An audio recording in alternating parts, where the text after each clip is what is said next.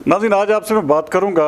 एक तो मुल्क में इस वक्त एक बाकायदा तौर पर कैंपेन जो है वो लॉन्च हो चुकी है बिजली के बिलों के हवाले से, उसके ऊपर। और मियां नवाज शरीफ ने आज वापसी का एक जो शरीफ फैमिली है उन्होंने बाकायदा तौर पर इस हवाले से अनाउंस कर दिया है कि 15 अक्टूबर जो है वो मियां नवाज शरीफ वतन में होंगे।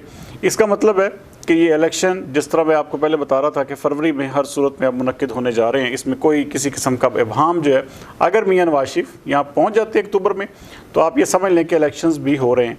बहुत सारे लोग बल्कि ये भी कह रहे हैं कि ये जो डॉलर बेकाबू हुआ पड़ा है और बाकी जो इस वक्त इकोनॉमिक क्राइसिस है उसकी वजह से हो सकता है कि शायद जल्दी भी फरवरी से हो जाए। बहरहाल इस हवाले से अभी तक की जो कन्फर्म रिपोर्ट्स हैं वो फरवरी ही है।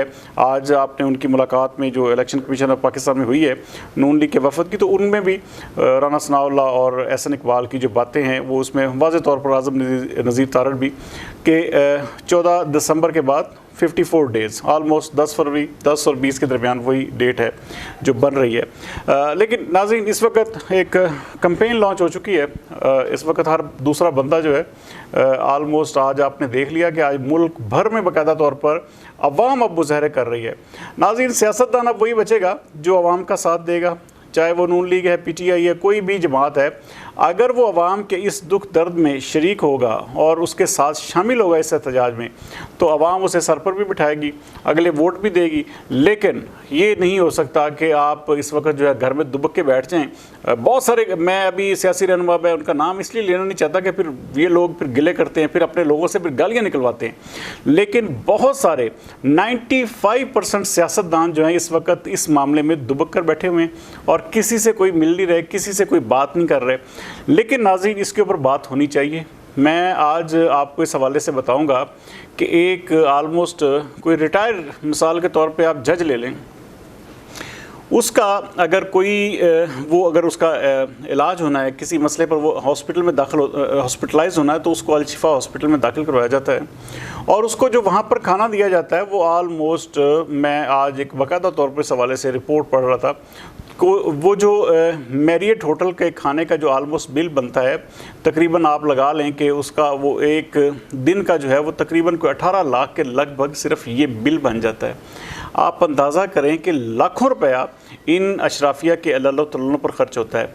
जितने भी जजेज़ हैं, जितने भी ब्यूरोक्रेट्स हैं, जितनी भी अशराफिया है, जितने भी आप बस छोड़ दें, जितनी भी एलीट क्लास है, ऑलमोस्ट जो रूलिंग क्लास है, वो सब की सब इस वक्त जो है फ्री बिजली भी इंजॉय कर रही है और फ्री पेट्रोल भी इंजॉय कर रही है। और ये वाहद वजह है जिसकी वजह से अवाम जो है उसकी चीखें निकल रही हैं और ये सारे के सारे पैसे, ये सारी की सारी बिजली की जो है वो खर्च वो करते हैं, लेकिन उसका पे जो है वो आम आदमी को करना पड़ रहा है। यही इस वक्त सबसे बड़ी तकलीफ भी है और सबसे बड़ा अलमिया भी है कि हमारा मुल्क जो है वो दिन ब दिन तेज़ी से, वो जिसे कहते हैं कि वो एक गहरी अंधी खाई में गिरता जा रहा है। लेकिन इसको संभालने वाले इस चीज़ का होश ही नहीं कर पा रहे, उनको ये समझ भी नहीं आ रही कि इस हवाले से कोई मैयज़ लेने हैं। नाज़रीन, ये बात याद रखिएगा कि जब फ़ैसले अवाम अपने हाथों में ले ले तो फिर उसके बाद बचती कोई शय नहीं है। बड़े से बड़े मुल्क भी जो है मैंने देखे वो हिल जाते हैं। और ये कहना कि जी इस एहतजाज को जो है रोक दिया जाएगा या पाकिस्तानी अवाम रुक, हाँ, ये एक अलग बात है कि पाकिस्तानी अवाम हिम्मत ना करे वो अपने किस्म का हकूक़ के लिए, या इसमें अब एक बंदे की तनख्वाह नाज़रीन 20,000 रुपये है, उसका 15,000 का बिल आएगा तो वो खाएगा कहाँ से? सबसे बड़ा सवाल है। और जो बंदा जहाँ पे वो बंदा बेचारा जिस कंपनी में काम कर रहा है, उस कंपनी की इनकम भी उसी हिसाब से कम हो गई, उसी हिसाब से उसके भी बिल्स आ गए। तो अब बताएं कि ये सारे का सारा स्ट्रक्चर कैसे चलेगा, किस तरह से ये सारे का सारा सिस्टम जो है वो आगे चल पाएगा। इस वक्त सबसे ज़्यादा मैं पूरे मुल्क में आज सुन रहा हूँ कि हर शहर, तकरीबन हर दूसरे शहर में बिजली के बिलों के ऊपर एहतजाज हो रहा है। मुल्तान, कराची, लाहौर और उसके साथ साथ रावलपिंडी और उसके हमारे शहर फैसलाबाद में, आप कहीं पर भी चले जाएं, इस हवाले से एहतजाज जो है वो हो रहा है और लोग बाकायदा बिल्स को जला रहे हैं। और ये बहुत जल्द होगा कि आप देखेंगे कि वापडा के दफातर पर हमले होंगे। उसके बाद क्योंकि जिस शख्स के पास, आप देखें यहाँ पर ये भी हाल, अब बहुत सारे लोग ये बात कर रहे हैं कि जो एक गैर कानूनी हाउसिंग सोसाइटीज़ हैं उनके जो वहाँ पर जो कनेक्शन बिजली का लगा हुआ था वो भी वापडा ने काट दिया है। अब जो वो लोग वहाँ जहाँ वो रह रहे हैं, जो वहाँ के रहशी लोग हैं, क्योंकि वो तो गैर कानूनी कॉलोनी में जगह लेकर वो फंस गए, लेकिन वो पकड़ना तो डेवलपर को चाहिए था। और वापडा ने क्या कर दिया, वापडा ने उन गरीबों की जो है वो पूरी की पूरी सोसाइटी की बिजली काट दी। और अब हाल ये है कि वहाँ पर बच्चे बूढ़े बिलक रहे हैं और कोई पुरसाने हाल नहीं है, कोई शख्स जो है वो इस हवाले से पूछने को तैयार नहीं है।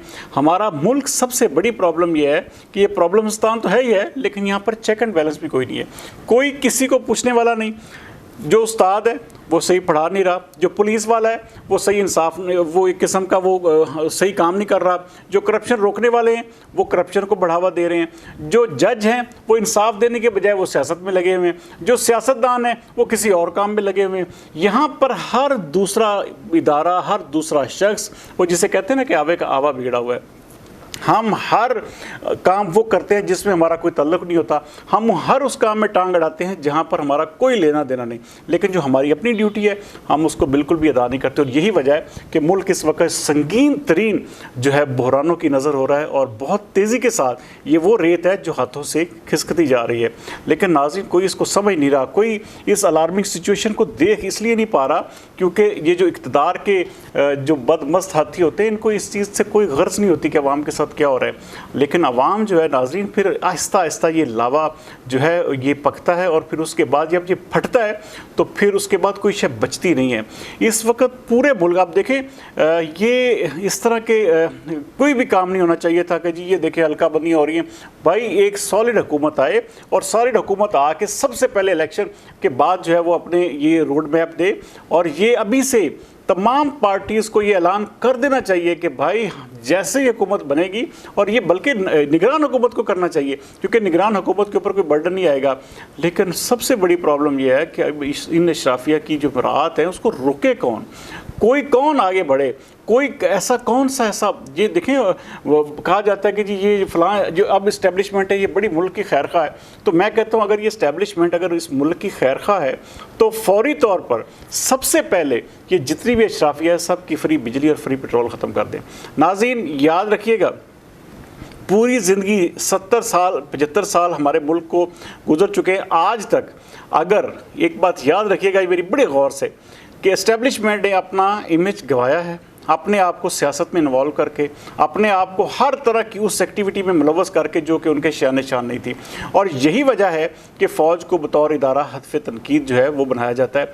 लेकिन अब ये सुनहरी मौका है, अब यही फ़ौज जो है इसी निगरान हुकूमत के ज़रिए सबसे पहले ये ऑर्डर करवाए कि जी तमाम के तमाम बापडा मुलाजमी समेत हर तरह की अशराफिया की फ्री बिजली और फ्री पेट्रोल बंद है।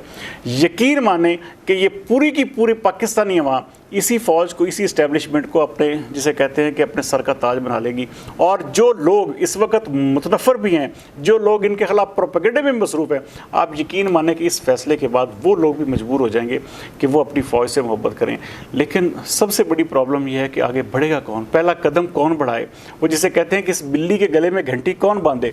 आप अंदाज़ा करें कि इन लोगों को ये लाखों रुपया महीने का यूज़ करते हैं और बेचारा एक गरीब आदमी जो है वो जिसे देखे ना कि एक बंदे को 50,000 बिल है, 30,000 बिल है। एक बंदे ने बिजली इस्तेमाल की, मैं पढ़ रहा था कि एक बंदे ने बिजली इस्तेमाल की सिर्फ और सिर्फ 30,000 रुपये की, उसको बिल आया जी 56,000 रुपया। अब वो जो ऊपर वाला 26,000 है वो किस खाते में, और ये सारे टैक्सेस है। और ये टैक्सेस कौन से, वही जो अशराफिया को मिल रही है फ्री बिजली, और उसी के टैक्सेस लग के जो हमारे पास आ रहे हैं। हर दूसरा बंदा नाज़रीन इस वक्त सिर्फ और सिर्फ एक डिमांड कर रहा है कि ये जो जितनी भी अशराफिया, जितने भी फ्री यूनिट्स है, जितनी भी फ्री पेट्रोल है, ये सब कुछ ख़त्म कर दिया जाए, उसके बाद इस्तेकाम आएगा। देखें शायद ये गरीब आदमी जो है ये बर्दाश्त कर जाए, लेकिन ये बर्दाश्त नहीं करेगा कि ऊपर के लोग जो हैं वो फ्री बिजली भी लें, फ्री पेट्रोल भी लें, और उसका जो उनका जो खर्च है वो सारे का सारा आवाम बर्दाश्त करे। ये बिल्कुल भी नहीं होगा। और इसके लिए जितनी जल्द हो सके, अगर ये निगरान हुकूमत नहीं कर सकती, अगर फ़ौज इनसे नहीं करवा सकती, तो फौरी तौर पर इलेक्शन हो और इलेक्शन के बाद एक मजबूत हुकूमत आए। और मजबूत हुकूमत आते ही सबसे पहला काम ये करे।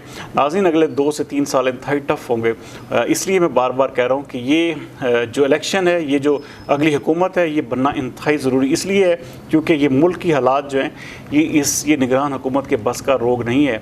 मैं बिल्कुल कतई तौर पर नहीं समझता कि ये काकड़ साहब के अंदर कोई एबिलिटी है। मैंने उनके फेस रीडिंग हर चीज़ मैंने पढ़ ली है, उनको इतना नहीं वो नहीं है, वो एक स्ट्रक्चर नहीं है कि जो इस तरह के कोई बहुत बड़े कोई फैसले ले सके। बहरहाल एनी हो, तो इस हवाले से पूरा मुल्क जो है इस वक्त शदीद तरीन जिसे कहते हैं कि एक लावे की शक्ल इख्तियार कर चुका है, और ये लावा जो है नाज़रीन फिर किसी भी वक्त फट सकता है। अगले प्रोग्राम तक सरदार अमीन जो तो दीजिए इजाज़त। पाकिस्तान जिंदाबाद।